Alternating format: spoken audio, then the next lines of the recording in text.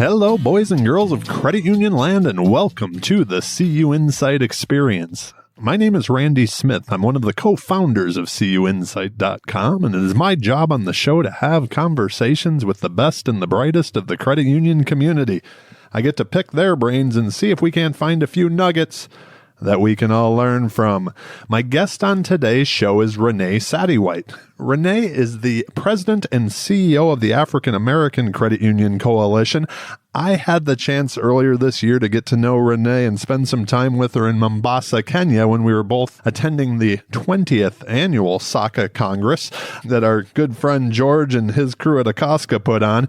And I could not have been more excited to get Renée on the podcast. She has a passion for the movement and also a background in developing and training CEOs. So perfect person to be on the show. In this episode, we talked about everything that's going on at the African American Credit Union Coalition, some of their big ideas and the opportunities that exist there. We talked a ton about leadership and life hacks and what Renée has learned along the way. This conversation was an absolute blast to have. I'd recommend getting a pen and paper ready because there are going to be nuggets you're going to want to write down and take with you. So without further ado, I give you my conversation with Renée Sattiewhite. Enjoy. Renée, welcome to the show. Well, hey, Rennie, thank you for having me this morning. I have been so looking forward to this. I had reached out to you. I wanted to get you on the podcast for a while now, and then we got to meet in Kenya at the SACCA Congress. Remarkable or what? It was absolutely amazing, but it was really the first time you and I had got to spend significant time together, and I absolutely knew we were going to have a blast doing this. So thank you for taking the time today. So I want to jump right into it. Like I mentioned, let's go back to the SACCA Congress where we got to spend some time together. Why is it important for the African American Credit Union Coalition to work with groups like ACCOSCA and our friend George over there and his crew? They're just amazing people.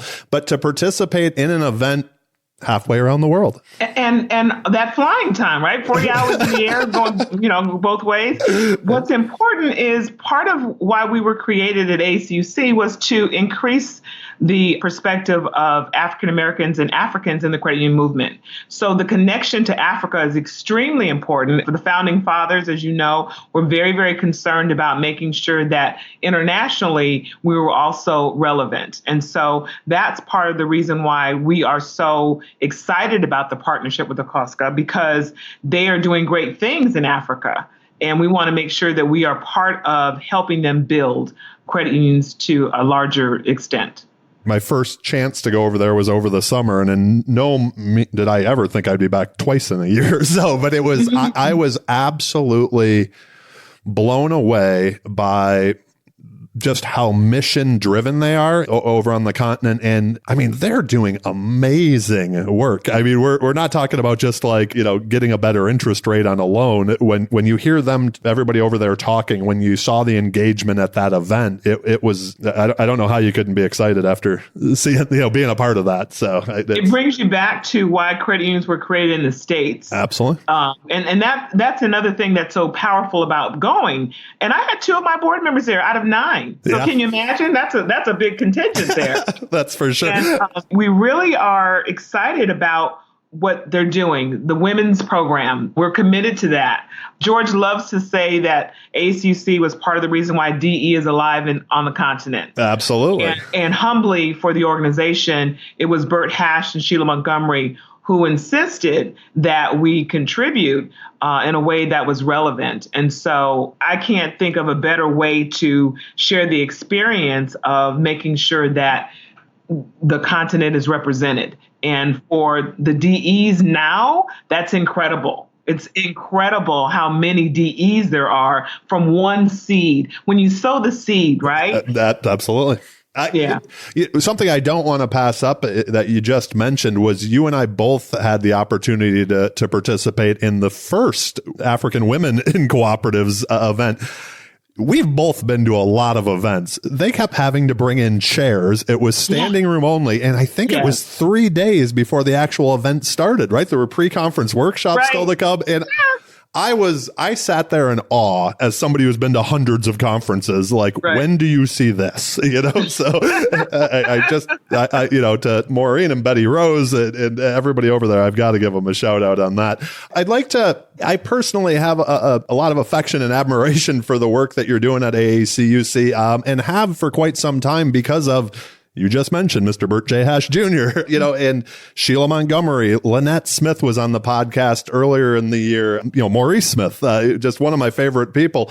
And then I had the chance to meet Adrian Johnson for the first time. We'd never spoke before the podcast, and I know it won't be the last. For those of you who don't know, back on the state side of things, not only what's the mission of the organization, but like what are your goals? What's that vision for the future? As any organization, we are changing and growing, and our mission now is to increase diversity within the credit union community through advocacy and professional development. And we want to be the go-to organization for executive talent to be identified for credit union organizations. And we want to make sure that in doing so, that diversity, equity, and inclusion are first and foremost for the industry. So it's not the little red wagon that could, it's how can we make sure that everybody is inclusive, that there's equity? And what better organization to help lead that effort than the AACUC? Absolutely. An organization that was created to do just that. Just like NALCUP, we are organizations of a certain group of people who have come together to make sure that all voices are heard. And it's not just about Black or white or anything like that. It's about how can we be the most inclusive as we can be, which makes us more effective and more productive and better servants for our members. Absolutely. Yeah, I couldn't agree with you more. That Jill and I it's something that we've talked a lot about. The question that I have, and this is one that I was really excited to ask you and to put on you. Let's just put it that way. How do we get past talking about it? We all know why we should do it, I feel like. And how do we, do you have any hacks or steps, or what would you like to see people do to get past the talking and start the doing? How about that? The first thing I think that is necessary is walk a mile in my shoes. Tell me more about that. So if you were to, I watched Harriet, the new movie, Harriet Tubman, twice. And each time I get something different out of it because it's just so glaring.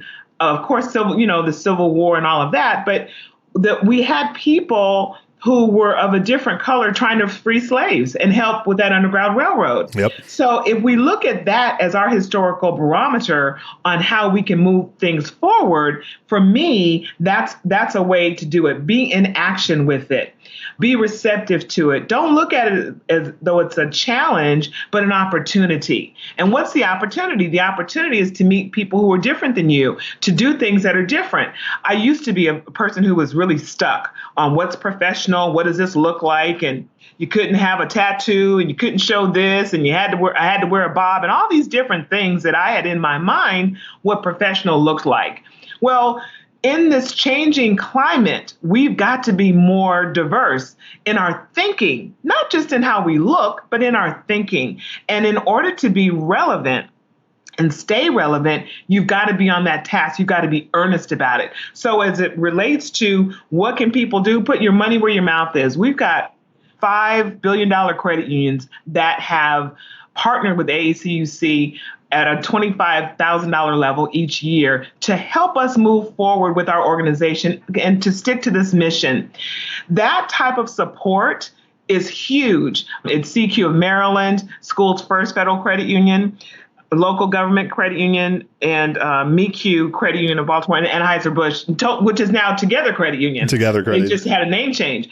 When you do that, when you look at your partnerships and how you can move things forward, being a good partner, for instance, PSCU, they did a webinar series for ACCUC. We had no staff participation. They did all the work, a little guidance from us, but they did most of the heavy lifting. And that collaborative spirit is just huge. And so when I'm looking at how credit unions and organizations can be a partner, for instance, Visa was in charge of our social media campaign last year for our conference. They were our first conference title sponsor. That is so huge for the industry. It's making a statement. When you have the influence, you should have the conversation. And that's what I like. I love that you are having the conversation. You said, you know what? And this is how I see it, Randy. You said, I need to interview this lady because things are happening at AACUC. Let me help her tell the story of AACUC. That's the stuff that we need. CUNA has been exemplary with giving us media support. The team over there, Lauren Williams, Jamar Jemison, and my good friend Ron, as you know, they are incredible people. That whole team was at our conference. And if you go through CUNA's website, they've got so much information on AACUC. It's so incredible at the collaboration. And so when you're looking at what can you do, United Nations Federal Credit Union, they listened to a podcast from Filene, and they contacted me about membership. We had a 45-minute conversation on a Thursday. Friday, they were a member. Love it. Because they see the value. They see where we're trying to make sure that everybody has a voice. We'll link to how everybody can become a member in the show notes and all over everything we talk about. Obviously, there were a couple things that stuck out to me. When Chuck Fagan was on the podcast very early on, he talked about bringing back the collaboration inside the industry, right? Like feeling that maybe PSU got away from it for a little while and needing to bring that all back. And the other thing that I thought was so interesting was the idea of when you talked about these credit unions that are sponsored, Bill Cheney was in Mombasa with us also. So was Maurice Smith, and then Bert Hash from, obviously retired from the credit union, but they were all there also. I know I've talked to Bill and Chrissy since then, and I mean, just life-changing events, right? Like to be a part of that. So it's beautiful. I love the way you're bringing everybody together. I think it's fantastic. So kudos to you, my friend. Kudos to you. There's a question, another one that I'd love to ask, and that I've asked everybody on this podcast is there something that you think credit unions need to fundamentally, like something fundamental that needs to change sooner rather than later for us to maintain relevancy in this? We all talk about digital disruption and how fast financial services and the world in general changes. Is there something that we need to change that you see?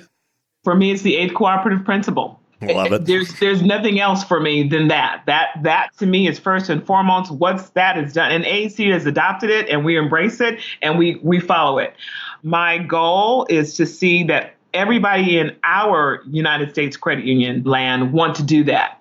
I don't know about European base and all of that, but I believe that it is critical that we embrace that Aid Cooperative Principle and do what's inside of that. What does that look like? And make sure that our credit unions look like that, our credit union organizations look like that. So that for me is to embrace the Aid Cooperative Principle, and not just as a theory, but as something we are proactively doing. I couldn't agree with you more, and we'll link to Maurice's original article that he wrote almost a year ago on that. So it's so cool to see that moving forward from that thought, I guess you could say, right? So I'd like to move on to the second part of the show, another area that I was excited to talk to you about, because beyond being the president and CEO of AACUC, you've built a career coaching leaders and helping young leaders develop. So I knew you were going to have a ton to share, in this kind of leadership and life hacks portion of the show. But to take a step back, what inspired you to take the gig as the president and CEO of the organization? So anyone who's been around me for more than 5 minutes knows that I'm passionate about AACUC. Like there's no denying that, right? Well, I had the opportunity years ago, over 24 years ago, to have a business relationship with Hubert Hussman, and they needed someone to help write a grant proposal for the Reaching Toward the Future internship program. And so it was a small nonprofit organization, and I said, sure, I'll do it. And I fell in love with the leadership. To see, I was in the industry, I hadn't seen Black credit union presidents. And so I was working at a vendor for credit unions. And when he approached me, because I'm a grant writer, when we wrote the grant, it got funded. CUNA Foundation and CUNA were the first funders for AACUC program. Okay. And the program was Reaching Toward the Future internship because we wanted to expose African-American students to mainstream credit unions. So that's how it got started. It was a flagship program for a very long time. And when we look at why we're trying to do this, it's because there's something about, I believe AACUC is anointed. I believe that there is something very, very universal and spiritual about this organization. And for me, I say this to everybody, I drank the Kool-Aid. Yeah. I saw the vision that Michael Hale brought. I understood why Sheila was moved to be persistent to making sure that people got together. We were born at GAC. I tell CUNA that we're their baby. Absolutely. And so there was a group of African-American professionals that got together at this restaurant called Hogate's. And they kept seeing each other. And then someone talked to Pete Creer, and Pete said, you all need to become a group. It needs to be a stable business organization. And so then that led to Michael Hale being brought in. And once Michael Hale was the chairman, a lot of things moved very quickly for the organization. And I was able to, as a young person, wow, it was 20 years ago, I was given the opportunity to help build an organization that to me is so critical and necessary in the movement. And not in a place of we want to shame anyone or embarrass anyone. That's not it at all. It's all about service. I'm the possibility of people serving other people passionately. I'll say that again. I'm the possibility of people serving other people passionately. And the reason why I joined ACUC is because those leaders fundamentally were so passionate about making this industry better for everybody. You know, one of my favorite stories in credit unions came from your event in Charleston, South Carolina a few years back. I lived in Greenville at the time, and I had met Sheila Montgomery and some other people at GAC, at the reception that's held there every year, which we'll also link to because everybody should check that out. It's a great little gathering. So, but I'll never forget it. They asked if I would come down and speak at the Charleston, just, drive down and speak. And I'm sitting there in the morning having coffee, and I look over, and in a workout suit is Jesse Jackson. And I'm like, well, that's wild. Got a picture taken. I'm like, this is absolutely wild. And then I go in and the conference kicks off, and who speaks? Jesse Jackson. And right after him, they call me up, and I'm like, I don't know how I'm supposed to follow this. It was just one of the, so it's still one of those wild things that you're like, that's never going to happen in my life. But yeah, that was at your event. And then I remember the next year they announced that it was going to be in Detroit, and that's where I'm originally from. I'm like, you'd make my mother happy. So you guys had me back again. So it was fantastic. But that was, like I said earlier, like falling, just having so much affection for the organization. That really is where it came from, was just having those experiences. And I've recommended your event to a lot of people over the years because I truly believe in everything you guys stand for. So kudos to you again. Let me ask you this. How has the inspiration changed? You've mentioned 20 years now of working at least around the organization. How has the inspiration changed with time on the job and with becoming the president and CEO? It has been a challenging opportunity because I run my own business. It's so funny. Along with being an executive coach to CEOs, I'm also a trainer for United Way's VIP program, which is a 10-week program that trains people how to be a board of director. So I have a lot of expertise in board of directors training. So when you're looking at and we're a nonprofit organization. So when you're looking at that, I see it differently. So when I was 38 when I first started with ACCUC. So when I was a 38-year-old person, I was so confident. I won't use the word arrogant. I was very confident and very assertive. And I've learned through many lessons of leadership to be humbler, to be more of service, and to get out of my way and listen more. Nice. And give up the need to be right. I call that a Sattiewhite must do, so that other people can have it their way. When you do that, you usually get yours. I'm now encouraged that I remember the first time I met Sheila Montgomery. I remember the first time I met Shirley Jenkins. I remember the first time I met Rita Haynes and Helen Godfrey Smith. And those ladies were just so phenomenal. And the men, Michael Hale, Hubert Hoosman, Pete Creer, Leroy Nesbitt, Bill Porter, all these giants, and of course we've spoken about Bert, but all these giants that have embraced me. They taught me so much.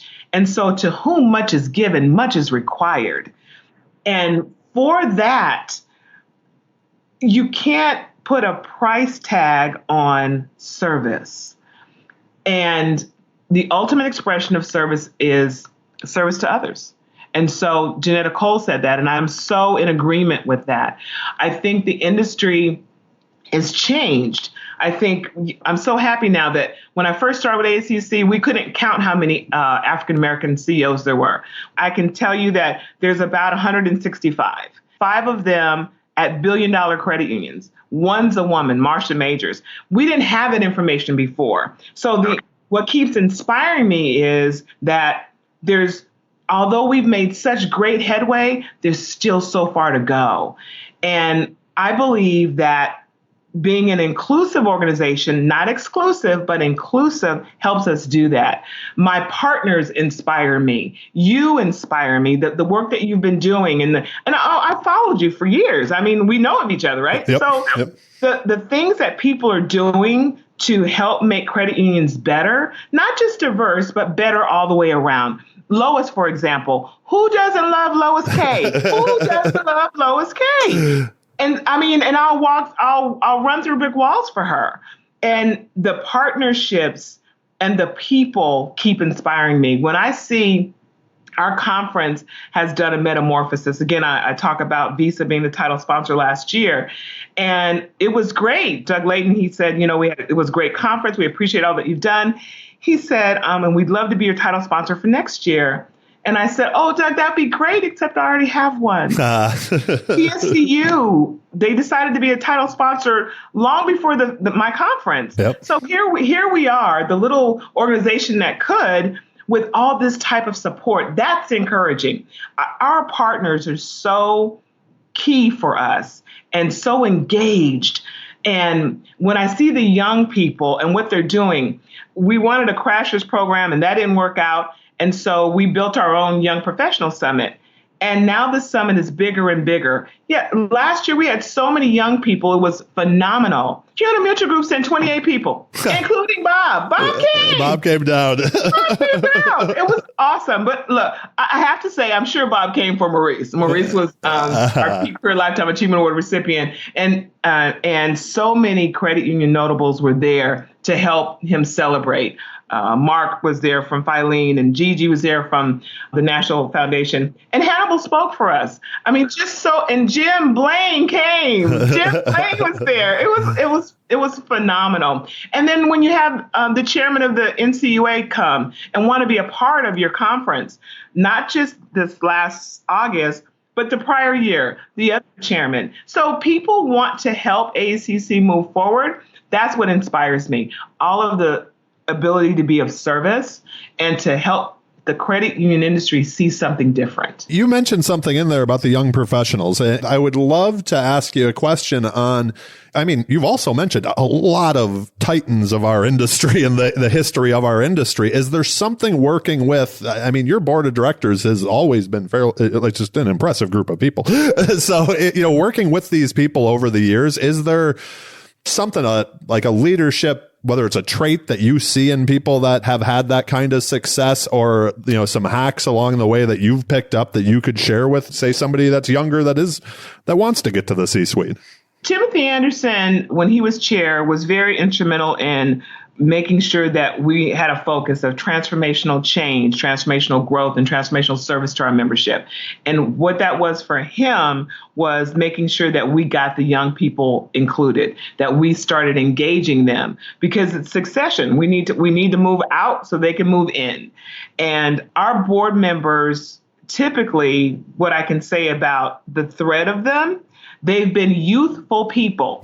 They have been senior in their maturity sometimes, but very youthful in their execution. Adrian Johnson is so phenomenal. This is what he says. Stick to the facts, because he's a numbers guy. Yeah, it's all about the facts. He's the CFO.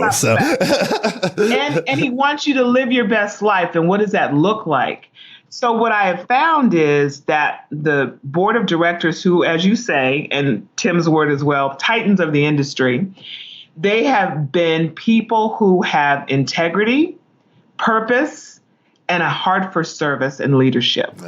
Beautiful, beautiful, beautiful. When you think back to earlier in your career, is there something like a mistake that you made? You kind of touched on it earlier, right? Like thinking that maybe the swagger, let's just call it. And I know I did. And you mentioned something about like listening more.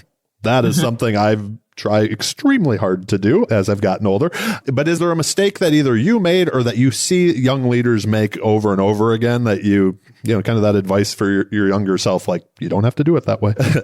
That's a very extraordinary question on many different levels, right? I used to do a session on, because I'm a motivational speaker, so I used to do a session on balance. And I would say that making sure that the 4 quadrants of your life are balanced: your personal life, your professional life, your mental stability, and your physical. And so those are 4 areas that I think that we don't pay enough attention to. And sometimes, and you know this as a professional, when those 4 quadrants aren't working in sync, you're catching it somewhere else. I was going to say, we share a similar mind on this because I always talk about the buckets, and it's like you can't take some from the other. It just overflows and you're out of whack. And, so it's, I'm with you on that completely. And something that I learned, again, teaching in that particular course, balance, is it going to matter 3 days from now, an hour from now, 5 minutes from now? It's not that serious. Don't take it personally. And because I had such a huge ego, I took things personally. And so I have, over the years, the ego has turned into pure confidence in my abilities. I know what I'm able to do. When I walk into the room, yes, people know that I'm in the room, not because, and I don't think it's because I'm this bad person. I think it's because there's a light that shines for people who are of service and purpose. I've got a question for you. How do you differentiate between ego and, let's say, like that confidence in your ability? Like, how do you draw that line? To me, ego is edging God out. When it's not about someone else and it's about you, that's your ego. Gotcha. I absolutely love that. Thank you. That was scratch my own itch question right there, right? Probably might be something I struggle with myself. So I was looking forward to asking you this because I so enjoyed the time we got to spend together in Kenya. Is there something that people have heard you say over and over again that they can finish your sentence? Oh, gosh. There's a couple things. Let's be clear is one of them. Let's be clear. And by when? Because when people say something, by when will you do that? Okay. By when will you do that? I feel like that's something you could use on multiple things. By when will you do that? Or by when do you expect me to do that? Right? Like, yeah. I haven't used that one. By when do you expect me to? I like that. I'm going to have to take that one up and give up the need to be right. That one, people, I have motivational posters like accessories. And so I have a whole list of, it's crazy. I have a whole list of things, thank you cards, stay positive and upbeat, be grateful for challenges. All these little sayings that I wrote when I was younger to keep me motivated. First, they were just statements. And then they were statements with reasons for it. And then they were tablets. And then they became cards. And now they're posters and cups and marketing materials, And so because back then my ego was, I'm as big as accessories. So I have these things called Sattiewhite must do's. Sattiewhite must do's. I love it. We'll have to link to that as well if there's a link out there. So has there been a piece of advice or a life lesson that you've learned that you find yourself going back to over and over again? One is from Bert J. Hatch Jr. Bert J. Hatch Jr. I know, I love saying it. You just can't say Bert Hatch. You have to say Bert J. Hatch Jr. Absolutely. And he taught me that it's important to manage expectations. And so I want to say that is probably one of the best things I've ever learned to do. And then Michael Hale, he said, ask for the business. And I think part of why it looked like I had ego instead of confidence is because these people had poured into me about how to be the best leader I could be. And I remember having a conversation with Bill Porter about it. And he said, and Bill Porter, for those of you who don't know, he was the president for MCU Credit Union when it had been taken over years ago by the state because of some bad decisions that the board were making. But he was hired there and he turned it around and he was the first African American to run $1 billion credit union. He's the most generous person in spirit and in deed that you'll ever meet in your entire life. And he's a really cool man, just a great guy. And we had been on the phone for quite some time. And when I first met him, I was starstruck like he was Billy D. Williams. And so I was starstruck. He's a good looking man. And all I could do was sing to him. So he introduced me, you must be Renee. And I started singing, don't mess with Bill. No, no, no, no. Because that's all I could do. I was starstruck, right? I'm so happy you just sang on the podcast. Thank you for that. Okay. And so we were having a conversation about a year ago, and I was thanking him for all that he had poured into me and as a young person. And he said, we knew your potential and you took the ball and ran with it. And the logo for AACUC was a logo that my company created for the organization. And it still is a good one, you know? Yep. And so that kind of support, that kind of push is extraordinary, just extraordinary. So one of the, gosh, that's good stuff right there. It's so great. I think all of us we hope we're lucky enough to have great mentors, right? Like that's, it sounds like you've had some great ones. This is, another question I was looking forward to asking you, because I think you've done such a fantastic job with the messaging. And I know that you and I both do share a love of some marketing, getting the words out there. So do you have any hacks or anything that you think of when, trying to make sure that the message stays fresh, not only to member credit unions and possibly new credit unions to come into AACUC, but just overall making sure that message and the message that you're trying to put out there to the movement as a whole stays, I guess, fresh, constant? So here's the dilemma. So Randy, because I'm president and CEO, I take full responsibility for this organization not doing the best job of marketing that it could. We are the best known secret. Especially our conference. And that's a struggle when you're a niche organization, if you will. And I believe that we just reinvent ourselves. We do something different. Mary Patuk, she's so phenomenal. She and I went to DE together. And that's how the women's group came about. That's our project. Our DE project came into fruition. And it's amazing. It's just amazing. All the partnerships and this one comes and this one helps and that one helps. You just have to be a good steward. Yeah. Yep. I get that. Just to wrap up this section, if you have a free day, there's nothing on the calendar. What passions do you have outside of credit unions? What do you do to recharge? What does that work-life integration look like to Renee?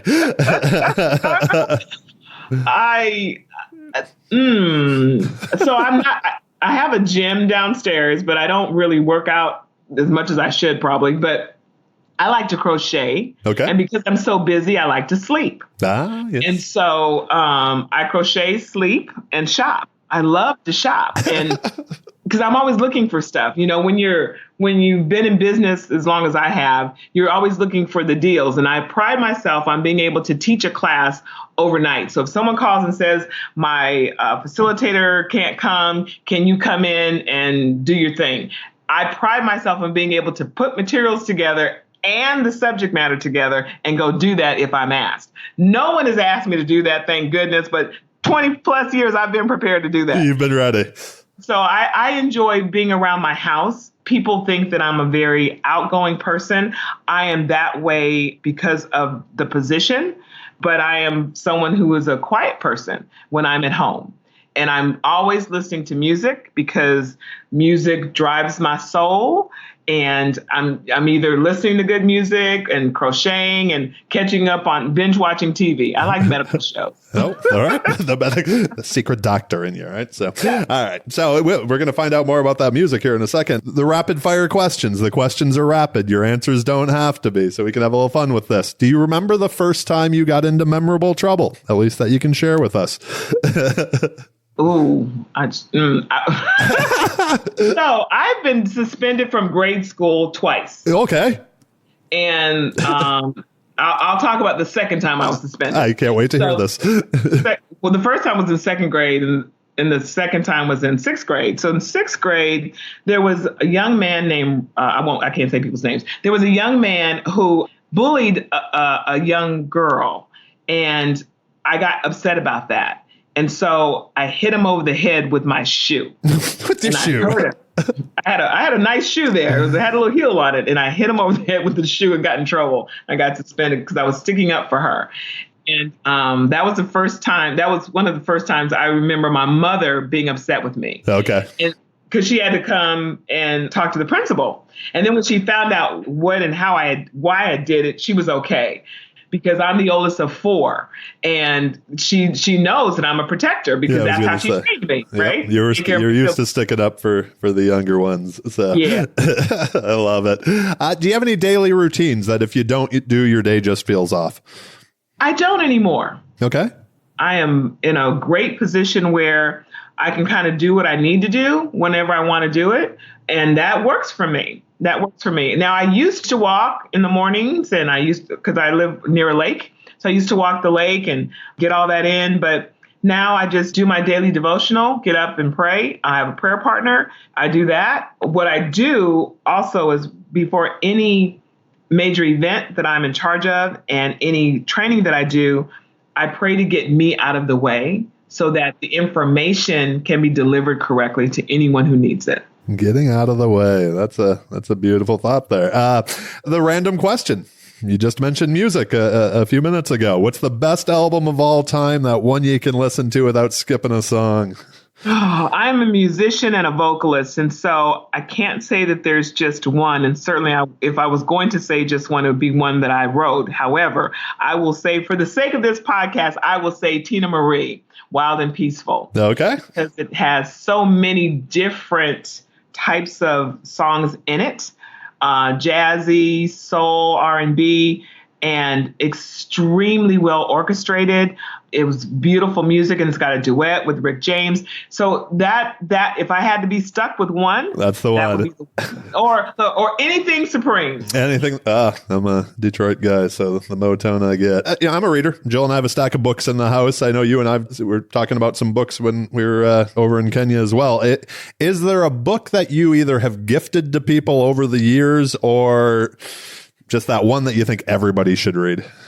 This is tough for me, Randy, being on the other side of these questions, because these are the questions I'm usually asking everybody else. And they're all like, oh, that's a good question. And now I get it. That is a good question. That is a good question. So I would say, yes, I give away books all the time. And I give away journals as well. But the books that I've given out are one written by Maurice Smith. Oh, we're linking to that again. So Sowing Seeds. It's a phenomenal leadership book. If you don't have it, you need to get it. It's awesome, awesome, awesome. And Florence Scovel Shinn. She is someone that I like to read. I like to read Wayne Dyer. Anything that's of a spiritual context I like. And I also like James Patterson. Okay. That's you get the fiction, right? Like so. And Clancy. I love Clancy, especially the Jack Ryan series. Okay. Yeah. And then I'm a reader. I've been a reader I love to read. I always have a book. 3 or 4. When you're going to Kenya, I had 3 or 4. Absolutely. Oh no, I'm the same way. And for some reason I can't switch to the Kindle. I bought one and I still like a paper book. I'm not sure. I did try on my tablet, and I'm just not. Speaking of, if you crack the spine, if you give me a book and you've cracked my spine and it's brand new, that's a problem. You want to be the first one to do it. And then years ago, I gave away Purpose-Driven Life. I think people thought I was, the people who used to hang out at the airports and give away samples. I couldn't help myself. I was just so taken with it. I think I was 45 or so. And I was so taken with that. And the prayer of Jabez, such great information for people. And of course, the secret. I think you can live your best life. Yeah. Oh, I agree with you there. That's for sure. I don't think that people have enough information to do so. I agree with you. I'll leave it at that. This is your podcast. So as you've gotten older, what's become more important to you? And my favorite part of this question, what's become less important?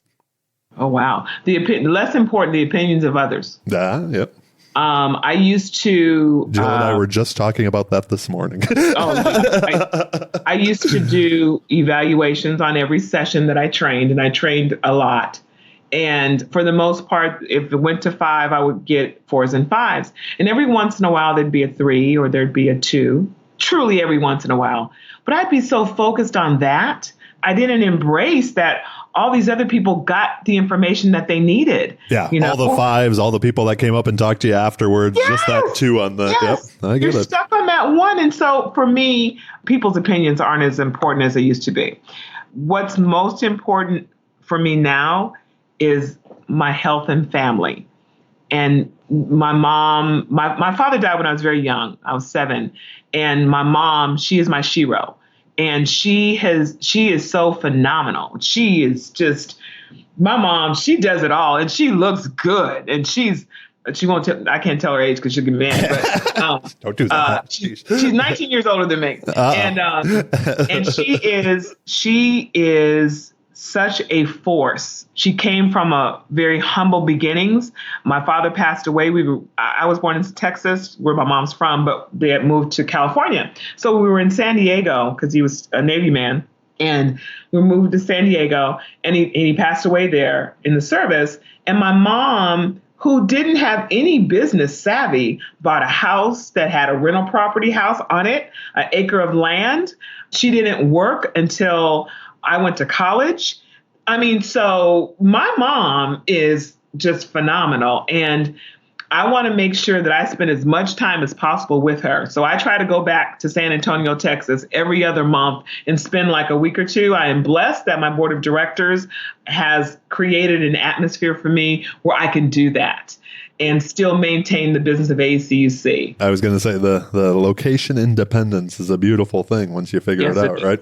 Yeah. So you may have just answered the question that I don't send. When you hear the word success, who's the first person that comes to mind? Maurice Smith. Tell me more. One of my favorites, so I get it. But Maurice Smith is a very humble man who, most people know who Maurice is. Maurice is a deacon in the church. He's been married to his wife for over, I want to say 37 years. They just celebrated, I believe. His wife is phenomenal, Miss Diane. She's awesome. Their 2 kids, his family. He's an attorney. Yeah, he went back to law school as a hobby. Yeah, it's amazing. And he's so fair, and he's level-headed, and he is someone who, his credit union, when he became president, was $70 million. It's grown to $2 billion in assets with another credit union online. Who does that? Yeah. Who does that? So, and he sits on all these different boards. And whenever I'm engaged in conversation with Maurice, I feel like I'm the only person in the room. I was just down at CU's CEO Executive Team Network, and Maurice was there. And I felt like I've been following him around the world, but we got to have breakfast again. Just like sitting. And what you just said, where you feel like you're the only person in the room when you're having that conversation, is it's an amazing gift. I think that to be able to be that way. So that's awesome. Sorry. Yeah. The areas of responsibility that he has for his credit union, he's such a person that doesn't flaunt it. At our conference, we had a psychologist speak during lunch, and she had no idea that Maurice was being awarded the Peak Career Lifetime Achievement Award. So she's a SAR, Delta, and Diane, Maurice's wife, had won Delta of the Year. And Deltas take pictures, right? And so she gets up there to speak. It's so cute. And she says, I had no idea. She says, I just only knew him as our photographer, the Delta photographer. She had no idea. That's and so great. that tells you, that gives you a sense of who the man is. The other measurement of success, if you will, is, again, Bert J. Hass Jr. Yeah. This man has, when people talk about Bert, everybody lights up. Oh, yeah. Everybody lights up when you talk about Bert, right? Everybody lights up when you talk about Bert. And Bill Porter, I can't imagine being that responsible, over $1 billion of assets, and the people, 300 employees, 200 employees, 600 employees, and still maintaining a level head. That to me is great. And I see success at AACUC.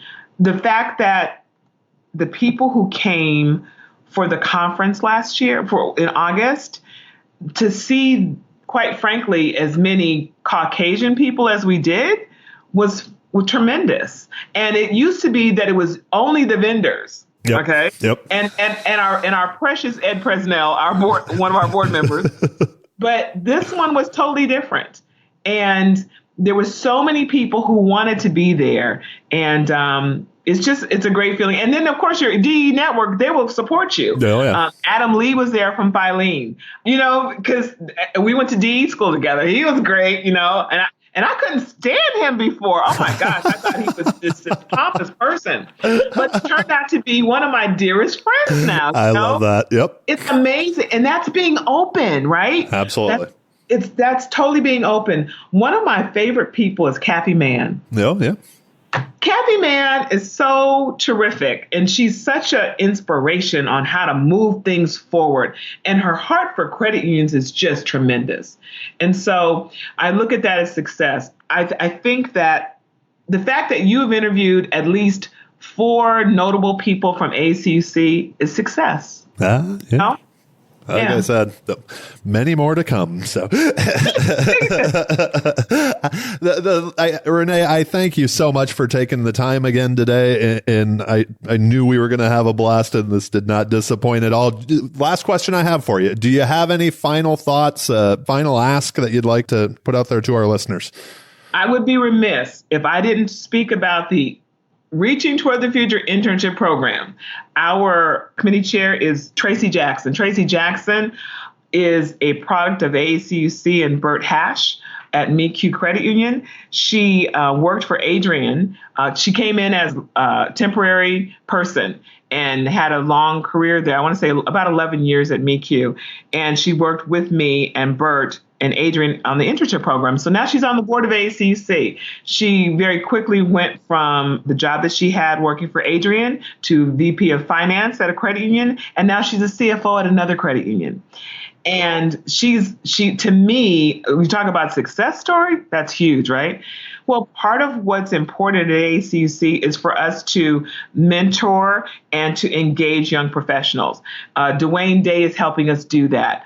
I've got Brittany Taylor and Opal Thomas-Cheveska, who are young professionals chairs this year. Ashley Beach Reed and Wesley Williams passed the torch to these 2 ladies. And our internship program, for me, there was a need 20 years ago for that type of internship program. And now it's migrated into something else because most credit unions have an internship program. So that means we did our job. We did our job. And so now our internship program has transformed into something a little different.